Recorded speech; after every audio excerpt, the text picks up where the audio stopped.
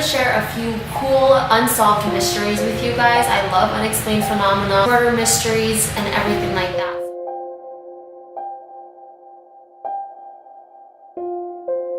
This is the story of Dan Cooper, or better known as D.B. Cooper. He boarded a Northwest Airlines flight on November 24th, 1971 to Seattle. He sat in the last row, lit a cigarette, and ordered a bourbon and a soda. He also handed a note to one of the flight attendants.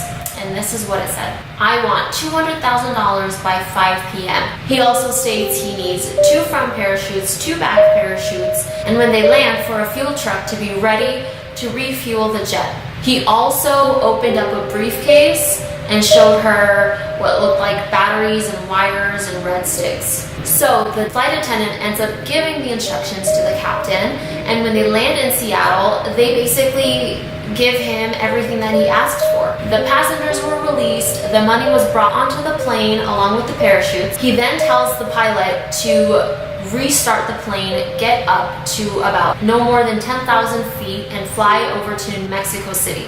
Cooper then straps the money onto himself along with the 2 parachutes. When the airplane is airbound once again, he opens the seal of the back cabin and jumps out. And that is the last that was ever heard of D.B. Cooper. There have been a few suspects, but none that proved to be him. A few actually came forward claiming they were him, but no one really knows who he is or if he even made it. But if he did, that was a pretty epic way to get some cash. I'm gonna touch a little bit on murder cases again.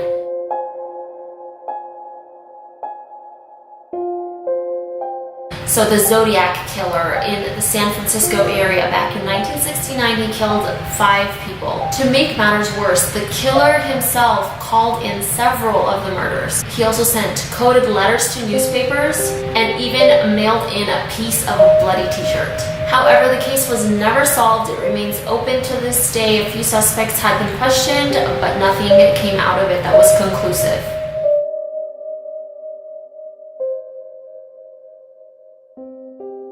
Now the next one is about the Pollock twins. So they were 2 little girls by the name of Joanna and Jennifer, and in 1957 they were tragically killed in a car accident.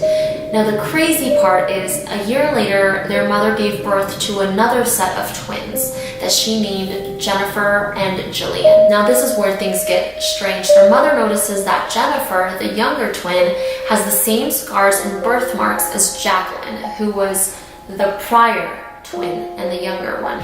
Also, the girls started to ask for toys that their prior sisters had played with and that they didn't have any knowledge of. They also mentioned that they wanted to go to a park, which they had never been to before, but that their previous sisters, Joan and Jacqueline, had been to. And in one really creepy instance, the girls were playing on the floor and their mom was watching them, and basically Jillian laid her head into Jennifer's lap and she pretended that she was dying. Meanwhile, her sister Jennifer was screaming out, "Oh my god, there's blood coming out of your eyes. That is where you got hit by the car." And again, the sisters had no knowledge of what had happened to their late sisters. Dr. Ian Stevenson looked into the case and he had no other option than to conclude that the sisters had been reincarnated. And then apparently at age 5, their odd behaviors and signs of any connections with their previous sisters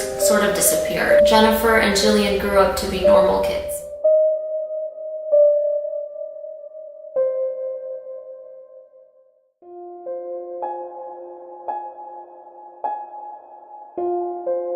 This one is my favorite, and it's because it's about time traveling. So this is about the man from Torrid. What is Torrid? Exactly. So back in the 50s, it was claimed that a man arrived into the Tokyo International Airport. He was a traveler, and when he went to present his passport, the immigration officer was, doing his job, was gonna give it a stamp and whatnot, but noticed that the origin of the passport, or the country from which it was provided by, was named Torrid. And he questioned the man And the man spoke French, and then some sources say that he also spoke Japanese and several other languages. But when questioned, he explained that yes, he was from Torrid. It was a country that had been established for over 1,000 years. And they all looked at him like he was crazy and had no idea what he was talking about, but the passport itself looked very legitimate. It had stamps from previous travels and trips that he had taken. And so what they did was they ended up showing him a map of the world and asked him to point out where Torrid was located. And he went and pointed directly between the countries of Spain and France, what is now known as Andorra. And when he noticed that on the map there was no Torrid where he claims that it is, he supposedly was very upset, had no idea. He looked so confused as to why his country was not where he remembers it being. And the officers decided to put him into a hotel room while they continued on with the investigation.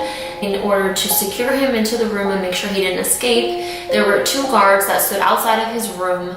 And so the next morning, when they went to check on him, they walked into the room and he was completely gone. He vanished, along with all of his documents. Everything that would have served as evidence of his existence just completely disappeared along with him. And there were no signs that he escaped.